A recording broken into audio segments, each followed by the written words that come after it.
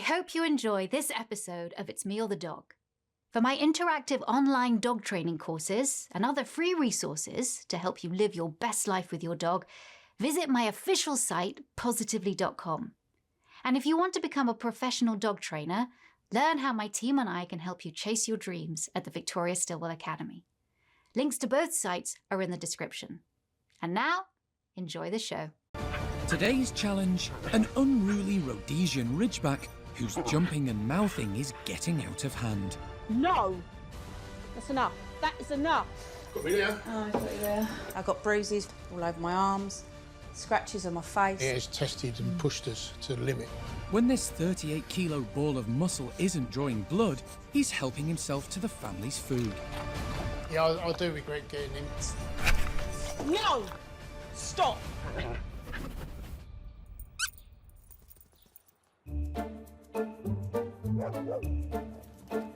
In South London, Sarah and Martin are proud owners of Ronnie and Floyd. We are the Cook family. There's me, Martin and Zoe, and we live with 2 Rhodesian Ridgebacks. The first Ridgeback we ever got was Reggie. He was a dream. We then got His half-brother, Ronnie. And unfortunately, Reggie became really poorly and we lost him in January this year. And to help us over the grieving period, we then got Ronnie's nephew, Floyd. And that's when our troubles began. Sarah and Martin brought Floyd home when he was just 8 weeks old. And 6 months on, this 38-kilo overgrown adolescent is still play-biting. This is not part and parcel of having a dog, but with Floyd it seems to be his regular meet and greet, which is not acceptable. So when I come in, he literally goes straight for your arm, and when it's a puppy, it's okay, but now he's a lot bigger, it hurts. He jumps up, pulls at the clothes, and basically he's mouthing. No! No! That's enough. That is enough. No. I'm covered with bruises. He does it with me, he does it with Martin, he does it with our daughter. No biting! Floyd, no!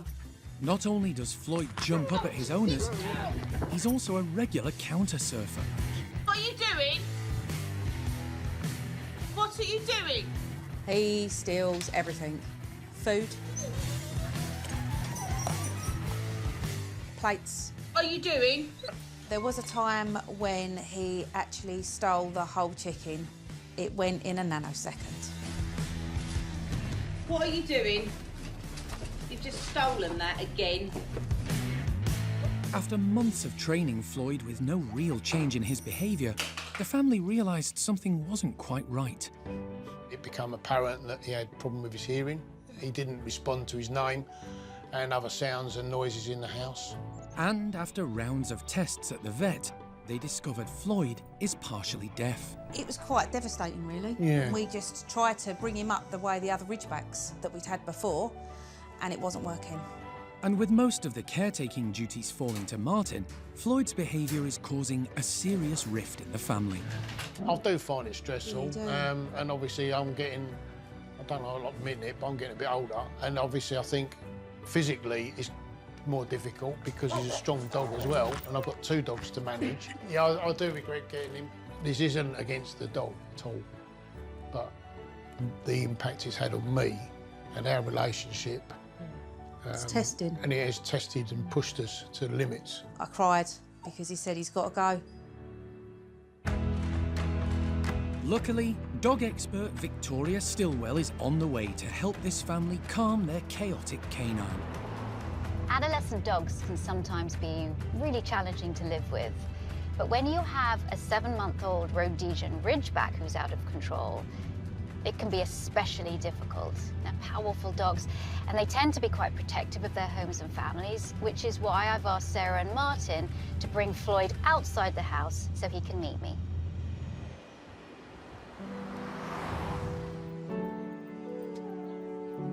Hello. Morning, I'm Martin. Hi, I'm Sarah, and this is Floyd. Hello, Floyd. I had you meet me outside because I obviously understand some of his issues, and because the hallway, as I understand, it's quite small. Yes. So any kind of greeting behaviour as well is almost magnified at the door. So why don't we just go for a walk? Lovely. Well, he can come and sniff me. Originally bred as a scent hound in southern Africa, the Rhodesian Ridgeback takes its name from the distinctive ridge of hair along its spine. With a history of tracking wild boars, bears, and even lions, this breed is extremely courageous and athletic. Weighing up to 38 kilos, these muscular hunting dogs need patient and consistent training to avoid becoming a domineering nuisance. And now Victoria's got to know Floyd in neutral territory, she's keen to find out more about this behaviour at home. Tell me a little bit about the jumping behaviour. Well, when we come in, he jumps up at you and he mouths you. All right, you're at your wit's end with him. Yeah. We're experienced owners, but with the deafness, which he's been to the vets for and they have confirmed that he is deaf, with the deafness, we cannot communicate to calm him down. Before she observes Floyd's behaviour, Victoria's keen to find out more about how they communicate when he does something they like. Do you have a hand signal for good? Good job. Yeah. Yeah, good job. Once you've done something good, you give him a treat and do the good job afterwards, so he can associate a treat and the thumbs up being good job. OK, so good, I like that, but it should have been the other way. OK. Thumbs up, then food. So the signal, and then he gets food. So the signal is a precursor to the food coming. I want you to do this close to you. And the signal is not close to his nose, the signal is like close to you. He can see it, but he's not tempted to paw at it, and it's not close to his face. It's also going to teach him something that he needs right now. Yeah. Which is delayed gratification. OK. Because he does not like to wait for anything. No. One place Floyd's inability to wait is most evident is the kitchen. And next up, Victoria wants to see his bad table manners firsthand. I'd like to see this in action. So this is just generally what you would do. Oh, no shame shame at all. Absolutely, So within a second. Oh, he takes it off into his cage. All right, let's see what we can do. Okay? Yep. No pressure. The behaviour putting most pressure on the family is Floyd's jumping and play biting. Victoria wants to recreate a typical day at home and leaves the family to settle down while she watches on a monitor outside. Triggers are when they come through the door, after work, when they come downstairs.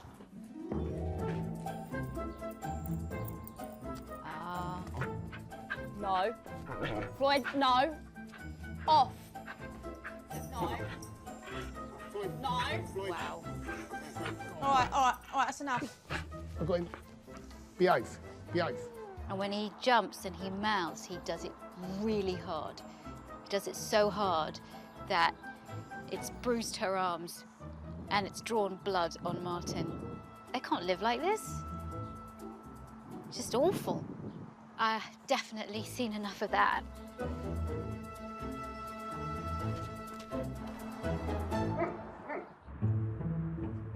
Observations over, it's time for Victoria's discerning diagnosis.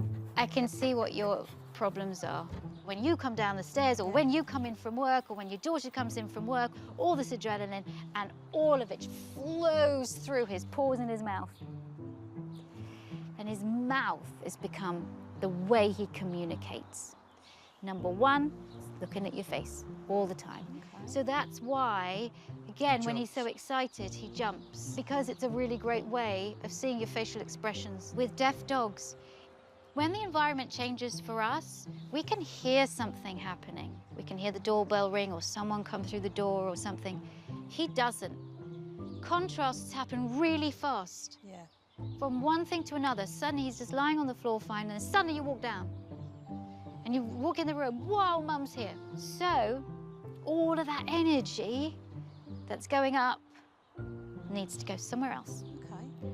Number two, your hand signals. He's a Ridgeback. They love to chase things. And so these just become great chew toys. And that's why he's focusing all of it on your arms. I mean, look at your arms. I would also like to clear your communication up a bit with him. So clearer hand signals, how you deliver the food to him. He's a dog that does not like delayed gratification. He wants it right there, right now. So we need to teach him, hey, You've got to wait a bit. gotta wait a bit. I want you to have realistic expectations, though. This is going to be hard, and it might take a while. But don't give up on him yet.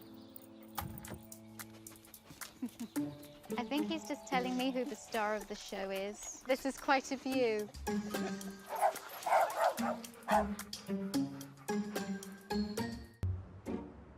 In South London, Victoria's helping rambunctious Ridgeback Floyd's jumping and mouthing behaviour. Since Floyd's partially deaf, first up, Victoria wants to help Sarah and Martin improve their communication skills with him. The jumping is a huge problem because he jumps, doesn't get what he wants, mouths, game, right? So that's the sequence that he does it in. So you've got some great hand signals. Yeah. But the hand signal for enough, stop, no. Let's go in. It's expansive and it's wonderful. Yeah. To go grab. So from now on, your hand signal for stop is this. Okay. You're holding your arms close to your body. They're no longer flying around. It's a very clear signal. You're not turning your back on him, but you're saying enough. Okay. And you're not looking at him, looking ahead. Okay. But you're basically just like, no, we're done. Because he's partially deaf and only stimulated by what he can see, Floyd gets overexcited by big hand gestures. The trick is to keep it small and calm.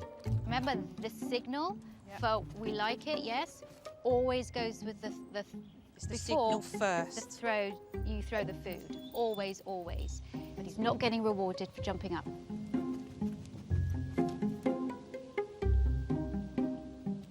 Take my place and you can do some of that. Yes? So, yeah. Floyd? Good boy. By switching the order of the gesture and the food reward and keeping his hand closer to his body, Martin is helping Floyd to keep all 4 paws on the floor. That's it. Now, beautiful. Oh, you got it. Now it's time for Sarah to have a go. Very nice. Fabulous. Yeah? Do it again. Oh, Very good. boy. Very good. So far, so good, but when Sarah starts to move, Floyd seems tempted to jump. Hands together. That's it. He made a decision to sit without being asked. Yeah. Do you see?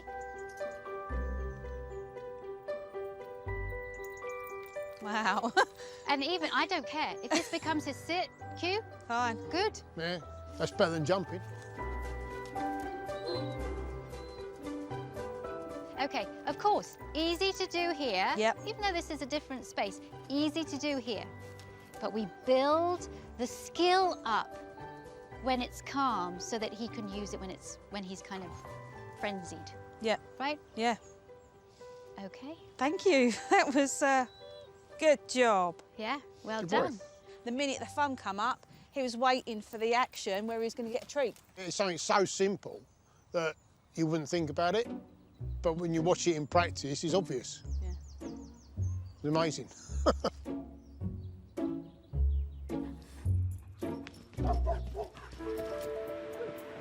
Back at the house, and it's time to address Floyd's counter-surfing. Victoria tables a plan. All right. So I'm coming here. I want you guys to sort of settle over there. Okay. So, here's what I want to do. So I'm going to be the keeper of the food. Right. He already smells this. Yeah, he's He seen it. sees it and he smells it.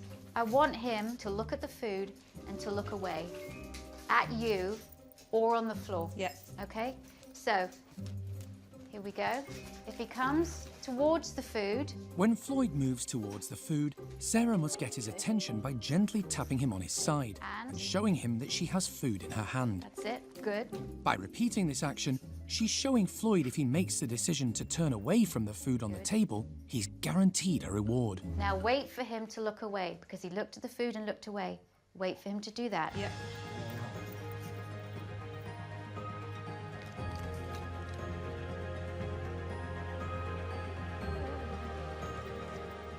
He did it again. Yep.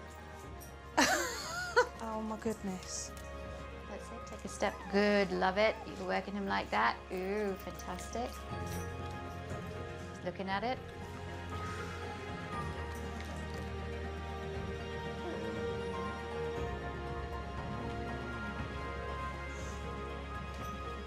You could see him thinking. You could literally see The him. longest he's ever looked at food and not made any move towards it since we've had him. Floyd has done well to avoid temptation, but now it's time to up the ante with food with even more flavour. Pack of salami and cheese. I'm quicker than he is.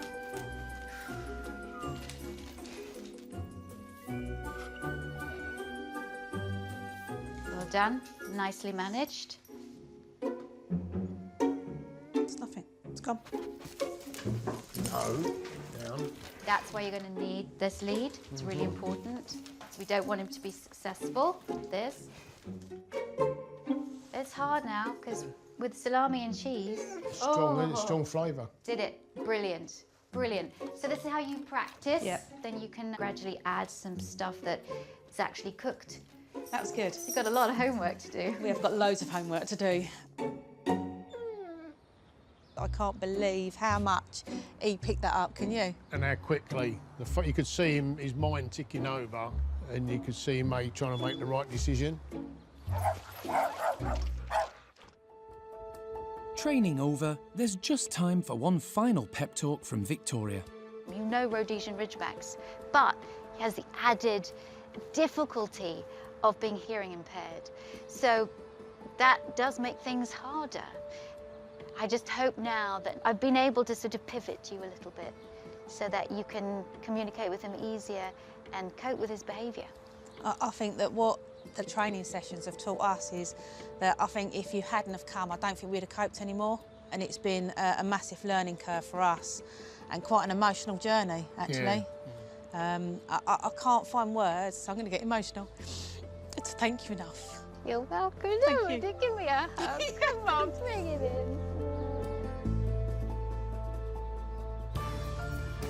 Over the next few weeks, Victoria leaves Sarah and Martin with their homework. They've installed a baby gate to discourage Floyd from jumping up. And with regular training to stop food stealing, he's making progress. To check the family are still on course, Victoria's making one final visit. Tell me how it's been going.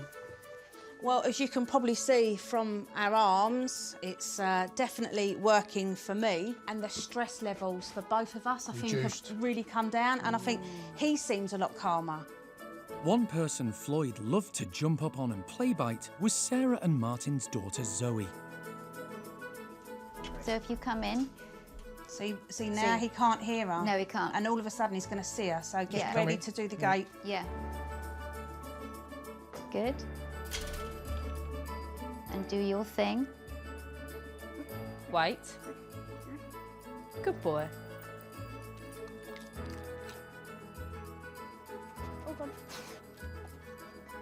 And it's fabulous to see you come through that gate, Zoe. And he's not jumping on you. And you're being firm, but you're being fair. You're being kind. The other thing, the food stealing. Tell me about that, because very hard, It's very work hard. in progress. Yeah. Yes. Providing we make sure that the surfaces are clear and keep an eye on him, the instances that we've had of him stealing food have certainly reduced. It's nothing unless you work at it. Yeah. We all seem to be now working as a family because we've got a routine now, and it's made such a difference. And I don't think we could have done it without your help. Well, I'm honoured. and they're great people to work with, and a great dog. Now he's a totally different dog. It's amazing. He's definitely staying. We're on a long road, aren't we, with training? Sorry with it. No, but he's staying. When I first met the Cook family, they were at their wits' end. Floyd's behaviour was out of control, to the point where they were thinking of giving him up. But with the training techniques I gave them, they worked so hard. So coming back here and seeing the amazing improvements that they've all made, and to hear the fact that Floyd's not going anywhere, that's music to my ears.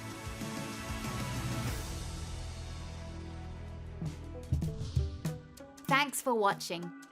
If you love It's Me or the Dog and want more dog training tips and tricks, visit my official site, positively.com. And if you're interested in learning more about becoming a dog trainer, check out the Victoria Stilwell Academy. Links to both sites are in the description. I'll see you online.